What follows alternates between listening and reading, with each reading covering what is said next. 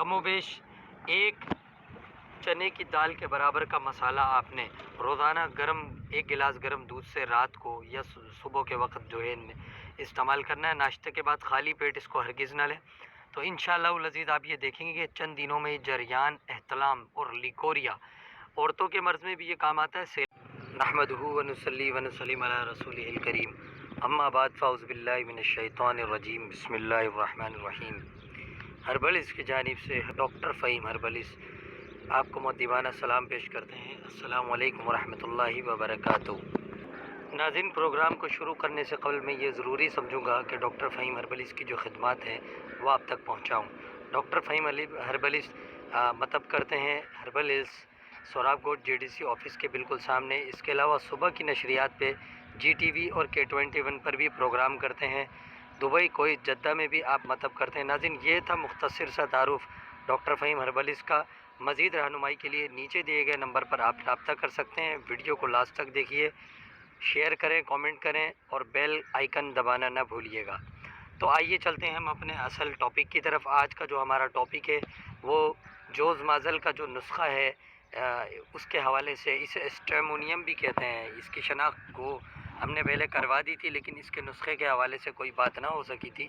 तो आज हम इसका नुस्खा आपके सामने पेश करते हैं।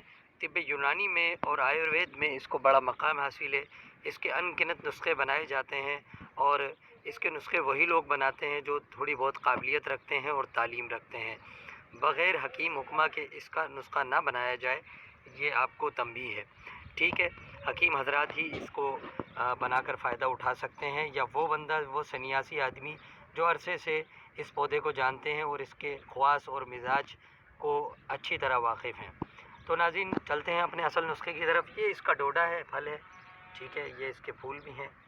ये सफ़ेद वाला है, सफ़ेद फूलों वाला है। फूलों की आप शनाख्त कर सकते हैं।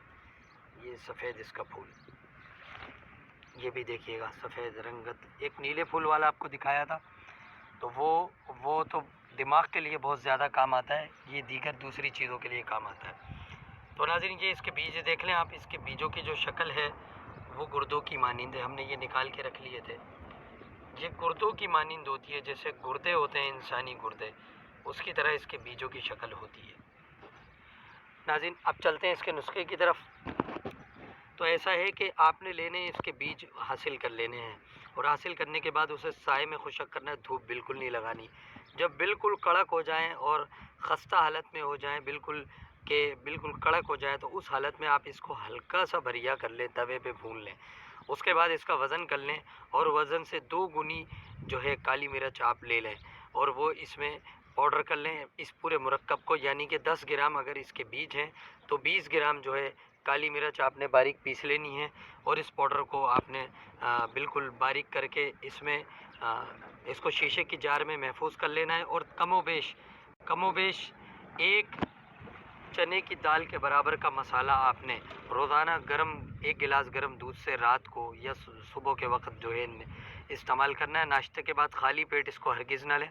तो इंशाअल्लाह लज़ीज़ आप ये देखेंगे कि चंद दिनों में जरियान, एहतलाम और लिकोरिया, औरतों के मर्ज़ में भी ये काम आता है। सैलानुर रहम यानी लिकोरिया भी ख़त्म हो जाएगा, जरियान भी ख़त्म हो जाएगा, एहतलाम भी ख़त्म हो जाएगा। और जब ये ख़त्म हो जाएगा तो आप कोई भी मुग़ल्लिज़ बना के आप अपने इस्तेमाल करके अपनी क़ुव्वत को बढ़ा सकते हैं। नाज़रीन, ये था धतूरे का नुस्खा, बहुत कारआमद नुस्खा। ये मेरा मुजर्रिब नुस्खा है, मैं अरसे दराज से इसको बना रहा हूँ। तो इसे बनाएं, फ़ायदा उठाएं। हकीम मोहम्मद अली शेख को इजाज़त दें। फ़ी अमानिल्लाह।